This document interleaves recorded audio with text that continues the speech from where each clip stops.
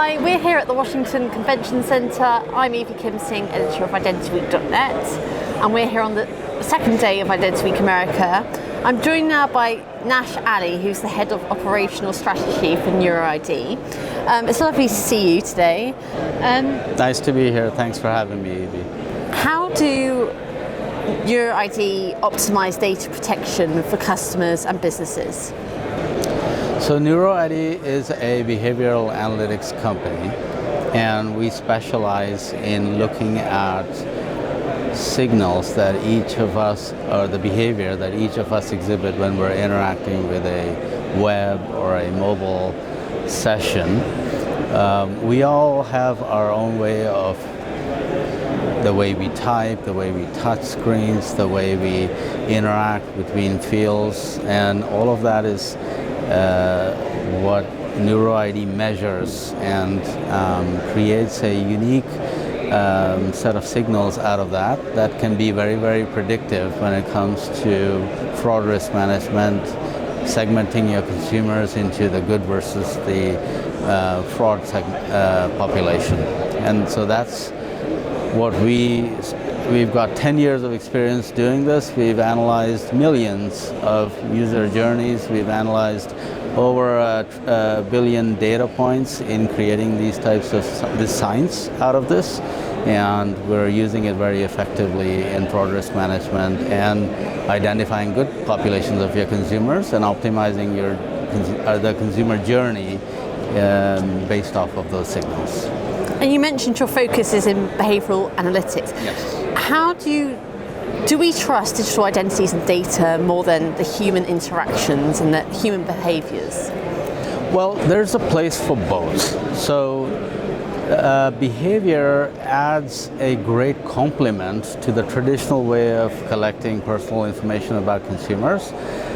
We've relied for a long time on asking a consumer to tell us who they are, their name, their address, their date of birth, their social security number, and using data sources to verify that, or perhaps collecting physical documents as identity documents and verifying the consumer that way.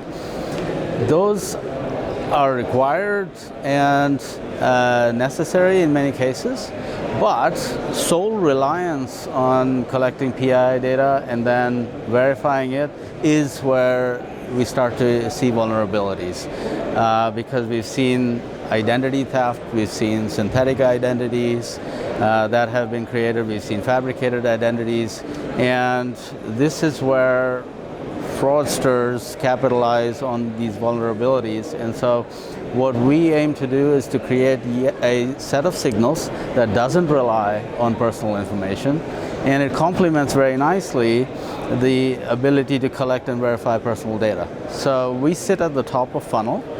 This is the first stop in the fraud risk management stack. We look at the behavior signals, and we can deterministically tell you this is a genuine consumer versus this is a fraudster versus this is a non-human or a script. And based off of that signal, you can then choose to figure out which segment of consumers do you actually want to take down a path where you're going to collect their personal data and verify it. And what behavioural insights during the onboarding process are you analysing in particular? So we look at behavior that each of us exhibits when we interact with a session. So when we're onboarding a consumer, the way a consumer types, how fast do they type, the keystrokes, mouse movements. If you're on a mobile device, we look at swipe patterns. We can look at various signals where a consumer is perhaps switching between windows when they're providing their data. And there's telltale signs in each of these little things that together constitute an ability for us to say, yes, this looks and acts and behaves like a genuine person, versus no, this person's not familiar with the data that they're entering, and there's a high probability that this could be indicative of identity theft.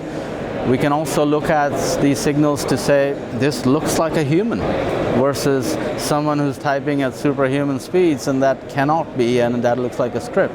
So these are just some examples, but ultimately we collect hundreds, if not thousands, of such signals to create the overall outcome of, is this a person versus is this a non-human?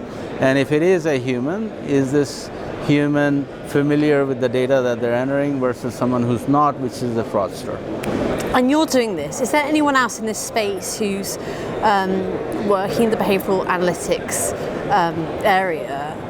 And is it integrated enough in IAM strategies?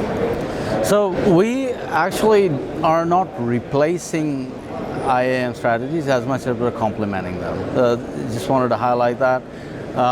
Yes, there's a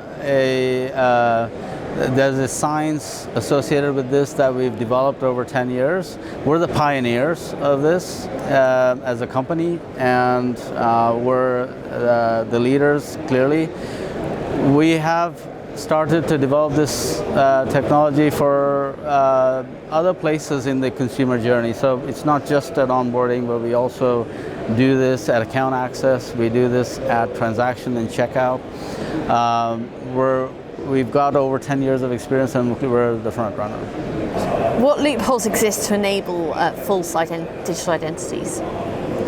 So we've seen fraud rise in the US quite significantly, especially over the COVID years.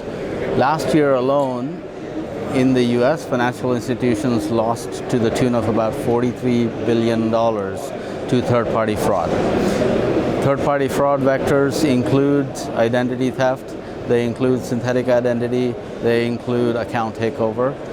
And the journey that a consumer goes through from the point at which they onboard through the point at which they're either sending money, they're checking out, they're buying something, has these vulnerable places. There's 4 areas of vulnerability in a consumer journey. There's onboarding, synthetic identities, and identity theft are clear vulnerabilities and fraud vectors in that portion of the journey. Then a consumer, after they've been onboarded, is typically logging in as an existing consumer and coming back, and every time they log in, there's the vulnerability that's created with account takeovers at that situation. And then post login, they're doing something, they're sending money, they're checking out, they're spending, and so at the checkout process we see various compromises as well, including payment takeovers. In general, I read an article where $89,000 is lost to synthetic identity fraud in the US. And you're demonstrating some of these solutions at Identity Week today. How have you found the event so far? The event's been fantastic. Really have enjoyed showcasing our capabilities to a lot of the attendees. We see a lot of relevant verticals represented here. We service banking, we service fintechs, we certainly service the insurance companies. We've made some significant strides in gaming, and a lot of the representation here is perfect. So we're excited to share our capabilities here, and I spoke yesterday about the changes with faster payments and real-time payments in the US, and how important it is to use modern technologies like behavioral analytics to augment your fraud funnel. And we've seen comments from the CFPB, from FinCEN, that corroborate everything that we're doing, and it's really refreshing to see that it resonated with a lot of the audience. It's great to hear. It's lovely to speak with you today.